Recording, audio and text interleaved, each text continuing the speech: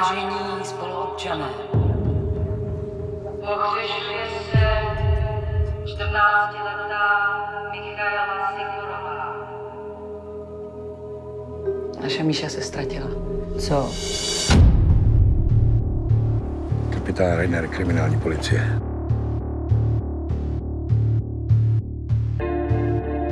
Stýká se Míša s klukama z Pasťáku. Proč se na to ptáte? Dcerunka paní starostky zdrhla za hajzlem z Pasťáku. Míša?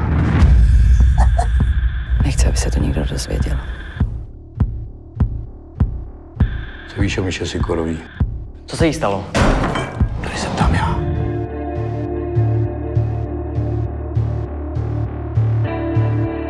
Co jste dělal to odpoledne, když zmizela vaše dcera?